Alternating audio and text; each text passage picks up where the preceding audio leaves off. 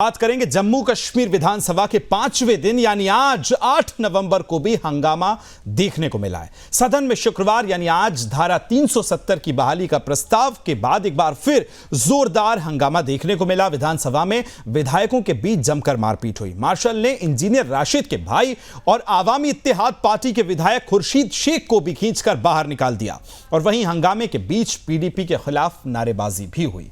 बता दें कि इससे पहले चौथे और तीसरे दिन के सत्र में भी बवाल देखने को मिला।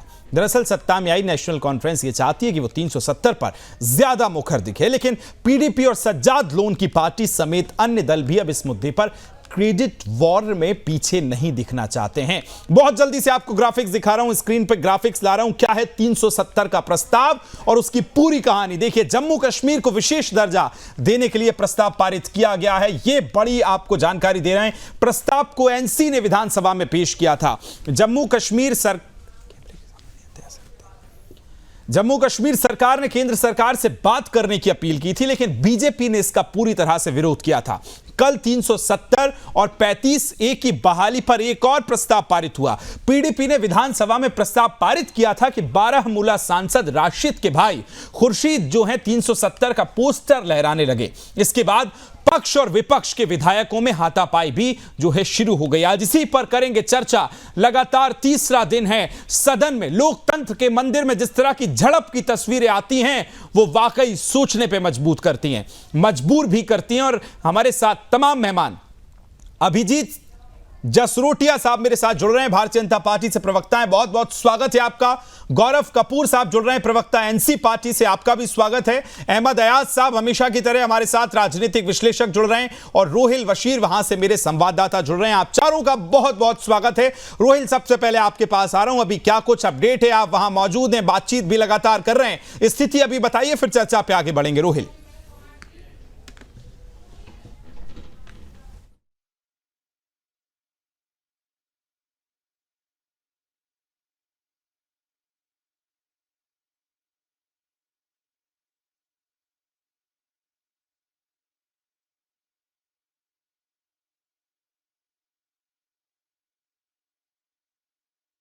कुछ टेक्निकल इशू की वजह से रोहिल के पास आवाज नहीं जा रही है। हमारे साथ सभी मेहमान जुड़े हैं। सबसे पहले अहमद अयाज साहब आपके पास आ रहा हूं। जम्मू कश्मीर में लोकतंत्र के मंदिर में पिछले 3 दिनों से ये जो जिस तरह की तस्वीरें निकलकर सामने आती हैं, किस तरह से देखते हैं इन तस्वीरों को? क्या इस तरह के हालात लोकतंत्र के मंदिर में बनना चाहिए? अहमद अयाज साहब। जो हम कुछ दिनों से देख रहे हैं, जो जम्मू कश्मीर की असेंबली की सूरत-ए-हाल है, बहुत अफसोसनाक है, क्योंकि बहुत उम्मीदों के साथ लोगों ने अपने नुमाइंदों को चुना और हर वक्त ये मसला रहा कि मसाइल हल नहीं हो रहे हैं, एक्सेसिबिलिटी नहीं है एडमिनिस्ट्रेशन में, इसलिए हमारे अपने नुमाइंदे होनी चाहिए। अब जब इलेक्शन हो गया और जो मसाइल है लोगों के उनकी तरफ ध्यान देने के बजाय, और 4-5 दिन से हम ये देख रहे हैं कि जो असेंबली में जो हालात हो रहे हैं, वो कहीं भी किसी भी तरीके से जमहूरी जो प्रोसेस है, जो प्रिंसिपल्स है, उनको अपहोल्ड नहीं कर रहा है।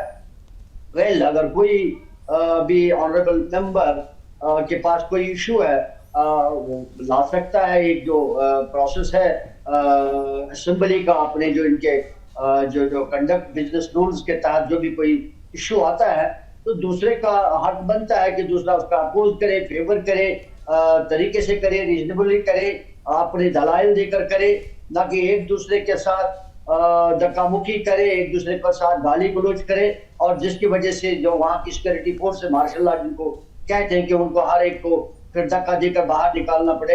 आई मीन, ये सूरत हाल जो है, इससे ये दिख रहा है कि इतना कहने के बावजूद इलेक्शन के दौरान हर एक मेंबर ये कहता रहा कि मैं समझ सकता हूँ आपकी लोगों की दिक्कतें क्या है, और वो गिनाए उन्होंने, बहुत मुश्किलात गिनाए उन्होंने, और उनके पर ध्यान देने की जरूरत है। लेकिन मुझे नहीं लगता कि ये जो मेंबर्स इलेक्टेड हुए हैं, बहुत अफसोस के साथ कहना पड़ता है, नहीं लग रहा है कि उन्होंने रियलाइज किया है कि सचमुच कि जो ये इलेक्शन हुआ किन हालात में हुआ, कैसे हुआ, लोगों के क्या मामला है, उनकी क्या उम्मीदें हैं, मुझे नहीं लगता कि अभी उन्होंने वो रियलाइज। ठीक है सर, लौट रहा हूं मैं आपके पास। अभिजीत साहब, जिस तरह की 370 और 35A पे ये जो घटनाएं, ये जो तस्वीरें हमें दिख रहे हैं लोकतंत्र के मंदिर में, विधानसभा में ये जो तस्वीरें लाते घूसे चल रहे हैं, विधायक, माननीय विधायकों को बाहर निकाला जा रहा है। हालांकि 370 पर इस तरह की तस्वीरें सड़कों पर नजर नहीं आती हैं, लेकिन सदन में ये जो नजर आ रही हैं, कैसे देख रहे हैं इसको अभिजीत जी?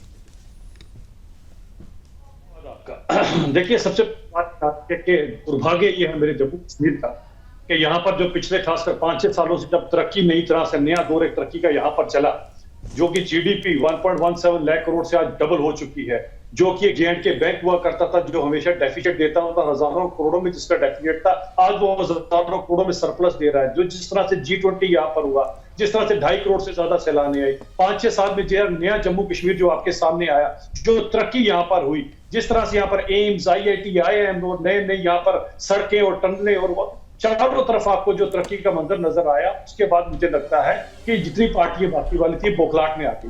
और ये इन्होंने लोगों के बीच में तो यही चीज लेकर गए थे कि हम जी 370 को लेकर इसके बीच में जाएंगे, लेकिन यहाँ पर तरक्की के चलते हुए भारतीय जनता पार्टी ने जो कार्य यहाँ पर किए पिछले 5-6 सालों में, सबसे बड़ी पॉलिटिकल पार्टी अगर कोई बनकर उभरी है तो केवल और केवल भारतीय जनता पार्टी, जिसने नेशनल कॉन्फ्रेंस से भी 1.5 लाख ज्यादा वोट लिए हैं और लोगों की आवाज बनकर आगे उभरी। लेकिन करें क्या, जम्मू के लोगों के साथ जो नाइंसाफी की गई 51-52 से लेके आज तक, क्योंकि जो सबसे पहली असेंबली बनी थी 51-52 की, उस समय जम्मू की पॉपुलेशन 1.5 लाख ज्यादा थी कश्मीर की, लेकिन नेहरू जी ने शेख साहब के कहने पर 1.5 दर्जन ज्यादा सीटें कश्मीर में की, जिसके कारण, जिसके फलस्वरूप ये हाल हुआ कि 1.5 लाख से ज्यादा वोट भी नेशनल कॉन्फ्रेंस में लेने के बावजूद भी अपनी सरकार न बना पाए। लेकिन हमारे जो विधायक वहां पर हैं, आज अगर लड़ रहे हैं किसी चीज के लिए तो लोगों के हकूक के लिए लड़ रहे हैं कि 50-60 साल से आपने वेस्ट पाक रेफ्यूजीज को अपने देश के अंदर एलियन बन।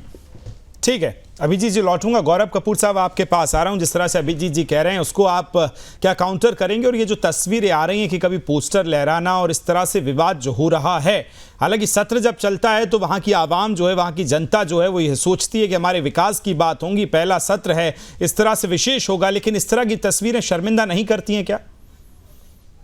देखिए, बिल्कुल आपने ये ठीक कहा। मैं अभिजीत जी की बात सुन रहा था, मुझे तो ये हैरानी हुई कि अभिजीत जी को लगता है कि ये पिछले 5-6 सालों से जो भाजपा जम्मू कश्मीर में रही, ये ना होती तो शायद जम्मू कश्मीर में आज सड़कें ही नहीं होती, पुल ही नहीं होता, जैसे कि डेवलपमेंट इन्हीं के आने से हुई है। पिछले 70 सालों में जम्मू कश्मीर में कोई डेवलपमेंट हुई ही नहीं, जितनी सरकारें यहाँ रही किसी ने कोई काम नहीं किया। इस हिसाब से ये अभिजीत जी बता रहे हैं। दूसरी चीज, बिल्कुल आपने स्टार्टिंग में ठीक कहा आपकी बात कि जब रोड पे इस तरीके का प्रदर्शन नहीं, लेकिन असेंबली के अंदर क्यों? देखिए, ये बीजेपी की एक अब इस वक्त इनकी मजबूरी बन गई है कि जम्मू कश्मीर असेंबली के अंदर ये इस तरीके का शोर उठा के एक मैसेज जो है वो बाहर ले जाना चाहते हैं, क्योंकि इनको पता है कि इस तरीके का मैसेज सिवाय एक फोटो सेशन के और कुछ भी नहीं है।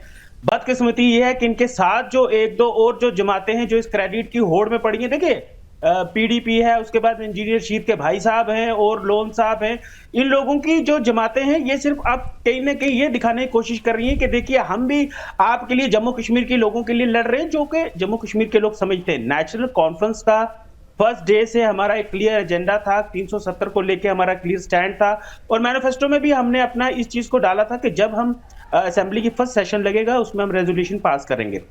हमने वो काम किए हैं जो हम वो काम किए हैं और कर रहे हैं जो जम्मू कश्मीर की आवाम के साथ हमने वादे किए थे।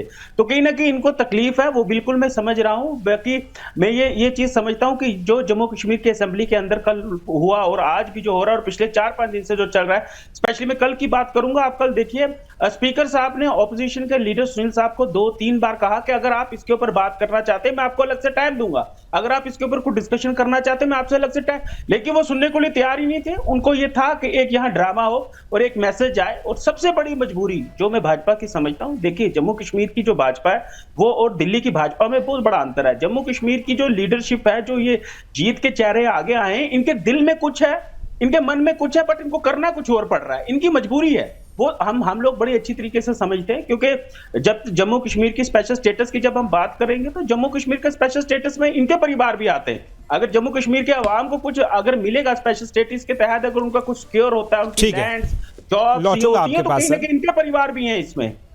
अहमद अयाज साहब, मेरा आपसे सवाल ये है कि जिस 370 और 35A की मांग विपक्ष कर रहा है, NC पार्टी के लोग कर रहे हैं, अपने मैनिफेस्टो में भी उन्होंने कहा था, लेकिन क्या इसकी बहाली जनता चाहती है? अगर चाहती तो जनता सड़कों पर उतरती, जिस तरह के पहले हालात थे वैसे हालात बनते दिखते।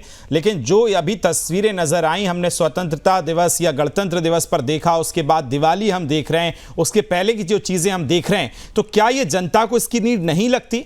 ये सवाल मैं आपसे लूंगा। जी देखिए, 370 कश्मीर, जम्मू कश्मीर को एम्पावर करता था to have a separate constitution, to have a flag of its own, then some internal autonomy.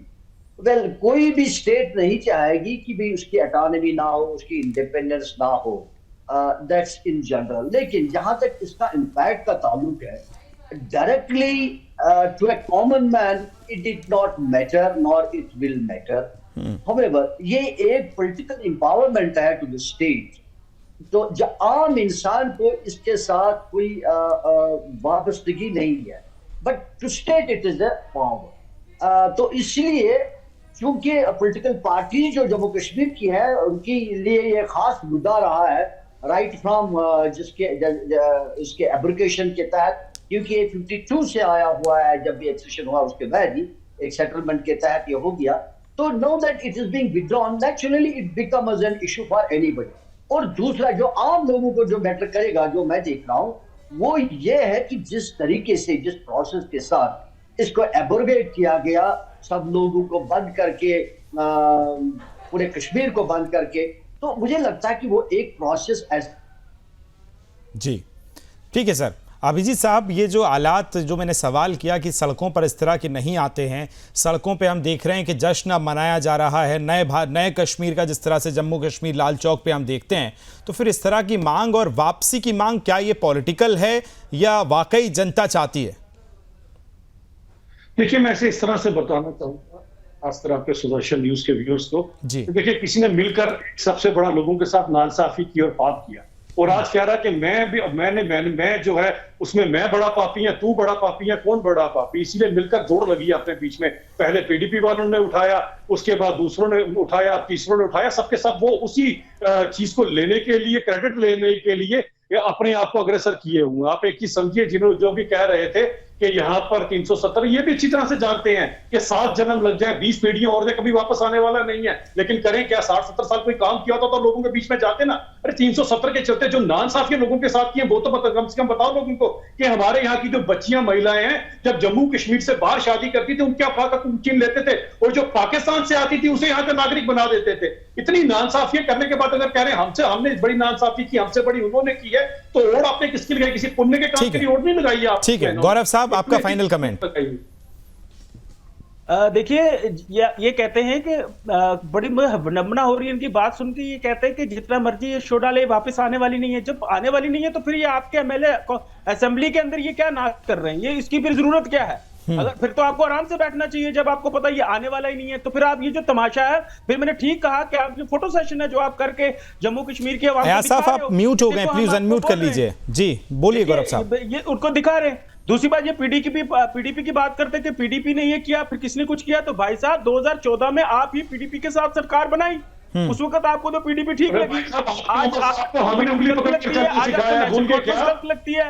वो मैं समझ सकता हूँ, अगर आपको मौका नहीं मिला, अगर आपको मौका मिला, हम तो सबका साथ, सबका विकास करते हैं, सभी को ट्रेनिंग देते कि चलें, देश को आगे लेकर चलते हैं। लेकिन मजबूरी में आपके समझ सकता हूं, क्योंकि एनसी जमात के साथ आपको मौका नहीं मिला, तो आज आप एनसी को कैटेगरी में खड़ा करेंगे। लेकिन हम आपको क्लियर कर दें, जम्मू कश्मीर की आवाम ने हमें मैंडेट देके जिताया है, उन्होंने हमें पावर नहीं, लेकिन इसमें यह भी देखना चाहिए कि जनता क्या चाहती है, जनता क्या खुश है अभी सड़कों पर जिस तरह से वो त्योहार मना रही है, या खुशहाल नजर आ रही है? वहां इंटरनेट लगातार चल रहा है, दुकानें खुल रही हैं, और एक जो शांतिपूर्ण माहौल है, क्या इसी से कुछ लोग घबरा रहे हैं? क्या इसी से कुछ लोगों को आपत्ति हो रही है? इन तमाम चीजों को देखना चाहिए, और सदन में जो चीजें आज तस्वीरों में निकल कर आ रही हैं, कम से कम वो नहीं होनी चाहिए। अभिजीत जी आपका, गौरव जी आपका, और अहमद अयाज साहब, आप तीनों का बहुत बहुत धन्यवाद। थैंक यू सो मच मेरे साथ ज्वाइन होने के लिए।